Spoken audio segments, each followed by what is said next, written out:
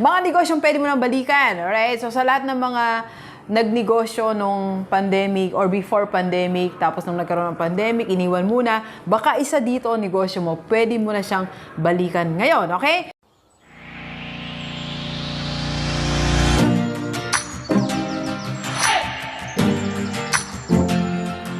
Alright, so Positive Day Gilivers, this is Dr. Gigi Sunga from I Can Change Project. Magandang umaga sa lahat ng mga Gilivers natin. And this is the first time po tayong panood sa YouTube channel. Thank you very much.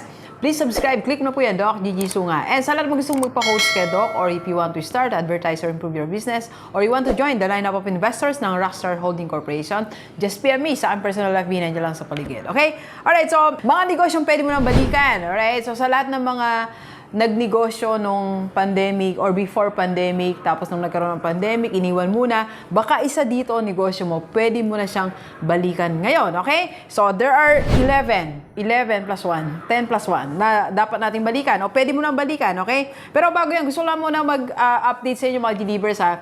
So, it's Monday ngayon, syempre yung nagkaroon na tayo ng series of meetings and decisions na rin. So, ngayon po ay yung member ng sales team natin ng sa Enspar Bulacan. Yan. As you know po, ang Rockstar Holding Corporation is now the owner of Enspar Bulacan. Nag-franchise po tayo. Since sister company naman natin, kapatid natin ang Enspar. So ngayon po, rolling na ang ating mga sales team. So actually, hindi lang sa Bulacan, sa iba't ibang bahagi ng Pilipinas. So kanina ang sales team natin, one of them is here. So nagpunta na siya ng Ifugao. Kasama niya yung sales team ng Enspar, ng head office ng Enspar. So ingat kayo dyan sa Ifugao. So sa lahat ng mga kailangan ng software sa inyong company or government agencies, so PM lang po kayo para matulungan namin kayo on how to manage your data. Alright? Okay, so ano pa pala updates natin ngayon? Ilalabas na rin namin ang teaser namin for Rockstar Manok. So, Rockstar Manok po, yan po ang latest business ng Rockstar Holding Corporation. Ang launching natin will be on March 15. Yan. 10 a.m. nasa Bulacan tayo sa Bukawi, Bulacan. Yan. So, matitikman nyo na ang Rockstar Manok. Ano kaya ang lasa ng Rockstar Manok, no? Tikman natin sa Bulacan yan. And sa lahat magustong mag-franchise ng Rockstar Manok sa iba't ibang bahagi ng Pilipinas, PM nyo lang kami. At sasagutin namin yan and we will have a series of discussion about the business. Okay? Alright, so eto na, simulan na natin. Una-una, kasi nakita ko ito nung pauwi ako hapon, galing ako sa church. So, dumaan ako sa highway, ang dami nagbibenta. At isa sa nakita ko, eto so meron doong pasalubong section or pasalubong center. So, imagine sa kalagitnaan ng daan. Sa gilid naman sila. I mean, sa highway, meron pasalubong center na nandoon. Bakit may pasalubong center na? Kasi nga, medyo lumaya na tayo ng konti, di ba? Malaya na tayo ng mga last January, Feb, malaya na tayo. Pero ngayon, mas lumaya tayo ng konti. Siguro mga sa 80%. So, that means pwede na tayo mag-travel. Nakapag-travel na tayo. Basta sumunod lang tayo sa mga requirements. Okay? So, dahil nakakapag-travel ng mga tao, so, yan. Pwede na tayong magpasalubong. Siyempre, kung pupunta kayo ng Bataan, pupunta kayo sa mga beaches namin. Dito sa Bagak, Morong. Pag-uwi nyo, tinitiyak namin na bukod sa nag-enjoy kayo, meron kayong mga produkto namin. Okay? So, kung ikaw ay nagnegosyo nito nung nakaraan at tinigil mo, ngayon simulan mo na uli. Magtinda ka ng mga pasalubong. Like dito sa amin, marami kami kasi dito sa Bagak, tinapa, tuyo. So, yan yung mga pinagmamalaking produkto ng Bataan and seafoods. Okay? So, yan. Second, nakatabi nila, nakita ko na pwede mo nang balikan, prutas sa daan. Yung prutas hindi naman nawala, pero sa daan, medyo nabuwasan ng konti. Ngayon, pwede na kasi sa dami na nag-travel, hindi pwedeng di dumaan, bumili ng mga prutas. Mula dito sa Abukay, pababa, pa ganon. So, marami nagbebenta ng prutas sa daan. So, pwede mo nang balikan yan. Okay? Next, in relation to that, na sa mga tourism industry, local food business. So, like nung nagpunta kami last week sa Pangasinan, so yung mga kinain namin doon, mga local seafoods. So, kung may mga specialty kayo dyan, menu na-stop muna kasi walang mga turista. So, ngayon, go na yan, di ba? Kung kayo you are into pagkain ng meron kayong mga white chicken dyan, kinain namin sa Pangasinan or whatever. So, kung ano man yung pagkain na binebenta nyo dyan, local food, yan na. So, pwede na kayo dyan, pwede nyo na pong simulan. Okay? Alright, so number 4 na negosyo pwede mo nang balikan, Airbnb affiliations. Alright? Ito kasi business to dati ng isa sa mga nagpa-quote sa atin. Earth Living Philippines, yan. So, ang ginagawa po nito, nagmamanage po sila ng mga condo, apartments, or bahay na gustong parentahan sa sa Airbnb. So, sila na po yung mag-aayos niyan. Depende sa package na gusto nyo. Ayusan, accept ng clients, hanggang sa pag-alis ng clients. So, bibigyan na lang po ang inyong income. So, ito ay isang example ng passive income. Sila na yung bahala. So, if that's your business, you can go back to this business. Okay? So, para sa inyo na may mga bakanti, Doc, meron akong condo, bakanting space, pwedeng rentahan kasi pinupunta namin yung lugar namin ng mga turista. So, message nyo lang ako, PM nyo ako, connect ko kayo kila Madam at Sir, Ma'am Cat. Okay? Alright, next. Number 5, na negosyong pwede mo nang balikan. Ito, car or van for rent. Kung nag-stop ka muna, ngayon pwede na. O kung di mo pa siya nasisimulan, pwede mo siya simulan. Diba? So ngayon kasi, gala tayo ng gala ngayon, diba? Si Doc, gala ng gala. Madami kami pupuntahan ng team ko. So marami ng tao, nasabik tayo, diba? Nasabik tayo sa paglabas, nasabik tayo sa punta dito, punta doon. So ngayon, naghahanap tayo ng van or car na marerentahan. So ituloy mo na yung negosyo mong yan. Okay? Balikan mo na yan, alright? Okay, so by the way, delivers sa mga OFW dito sa Pilipinas. If you want to buy a condo sa Parañaque, so nandiyan po ang tsura ng condo, nandiyan sa may picture po sa ilalim. So if you are interested, PM nyo lang po si Ma'am Desi Antonio, nandiyan mo yung kanyang profile, so para makipag-usap kayo sa kanya. This is your investment, para magsimula na po kayo ng yung real estate investment. Okay? Let's go. Gym-related business. So kung ikaw may gym, ibukas mo na uli. Actually, nagbukas naman na yung mga gym. Parang few months man, December, no? Parang pwede na, may schedule lang. Pero ngayon pwede ka na siguro mag 80% or full blast kung pwede na, depende sa requirements.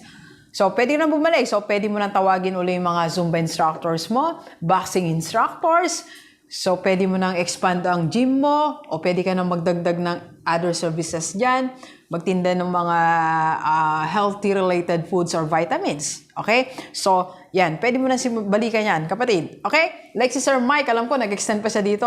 Mike Fitness. Hello, sir. So, mula Orani, alam ko, may branch na siya dito sa Balanga, di ba? Nice. Alright? Next, number 8 po. Number 8 na business na pwede mo nang balikan. Party needs. Diba? Nag-gardener na tayo eh. So, pwede na ulit, buhay na yung mga balloons mo, buhay na yung mga pag-giveaways mo, buhay na yung rentals mo sa chairs, sa tables, videoke, karaoke, whatever, nagagamitin sa party, pwede na, di ba? I-ready mo na yan, balikan mo na. Kung naitago nung matagal, pwede mo na ngayon lahat, linisin, ayusin, repaint, o magdagdag ka pa ng mga upuan, pwede na, okay? Next, number 9 po. Number 9, training business. Right, so I'm not so sure kung ilan ang allowed ngayon kung meron ng face-to-face na training. Kung wala naman, webinar pwede na, di ba? Matagal nang pwede yan, webinar. Actually, April pa lang, May, parang ako, nag-webinar na ako that time during the pandemic. So, pwede na ngayon, may training services ka, pwede ka na mag-train sa mga companies ngayon. Lalo, alimbawa, meron kang isang company, yung mga managers nila, gusto nila ipa-train sa'yo, pa-coach, pa-mentor. Kung small group lang naman yan, like 5 or 10 department heads, pwede mo na siguro yan i-meet. Basta mag-social distancing lang kayo. So, pwede na. Basta any training business, mas madami na yung offline ngayon or kung gusto mo naman through webinar. Okay? Alright, balikan mo na yan. Kapatid, mga speakers, mga coach, di ba? Mga consultants, balik na tayo. Okay, excited na ako. I miss my stage. I miss my platform. So, pag ako nakahawak ng mic,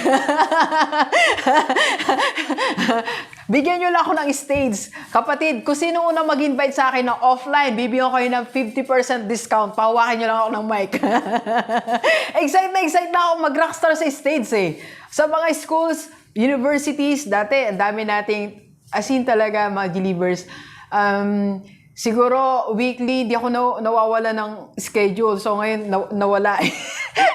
Invite nyo na ako para bibigyan ko talaga yung discount. Yung first na mag-invite sa akin offline, okay? Next, alam mo ba, umabot pa ako ng Macau for coaching, group coaching, Hong Kong, sa iba't ibang bahagi ng Pilipinas. So, napunta na tayo, have my team, kasama natin si Ma'am Joyce.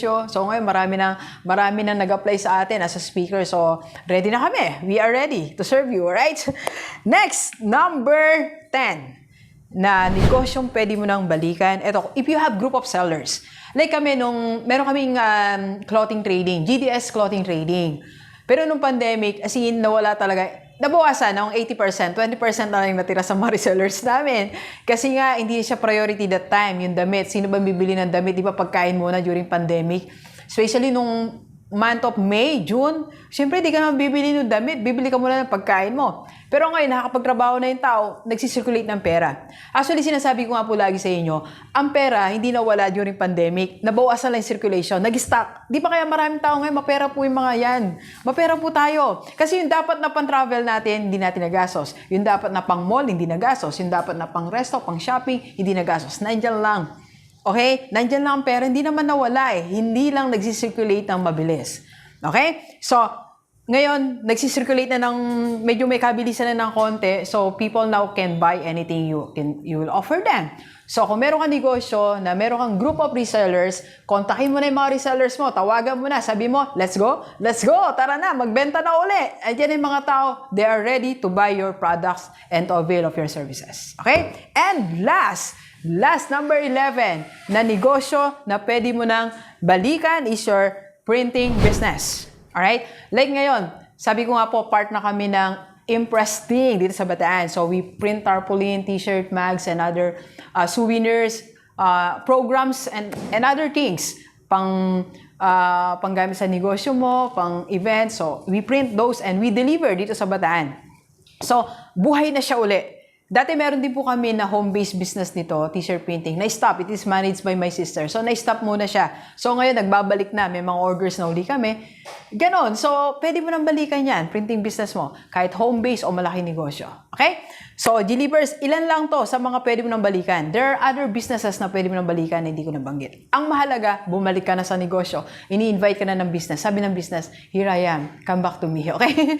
Alright, so sana nakatulong ang aming vlogs. Okay? If you have other questions, just PM me sa personal FB. Okay? Alright, so please share this video sa lahat ng kaibigan natin, kahit OFW o dito sa Pilipinas, para sama-sama tayong mabago tumula dating buhay. Thank you very much, G-Livers. Enjoy the rest of the day. Yan. Let's go, let's go.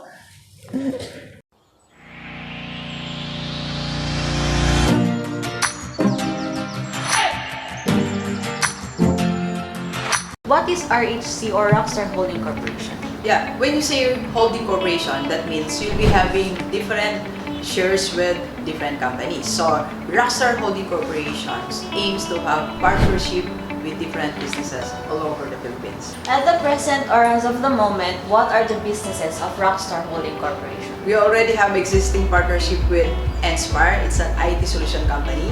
And Dr. Spin is a self-service laundry shop. And we also have just Rockstar Digital Solutions. So aside from this partnership, we also have Rockstar Beauty, Rockstar Skills University, and Rockstar TV and Media Production. We use the word Rockstar because we believe that lahat tayo merong Rockstar power. And that's the vision of Rockstar Holding Corporation. That is to bring out the Rockstar power within you. And that Rockstar power, pwede mong gamitin for you to have your business, to have your livelihood, or to establish a career that can help your family and the church. Can you tell us more about it, Doc? Yeah, our investors will be having passive income by investing in Rockstar Holding Corporation. We are giving 10% guarantee for our investors annually. To join, basically, of course, we will be having a one-on-one discussion to explain what are the different businesses and how we can earn so that they have their peace of mind. Their money will be earning.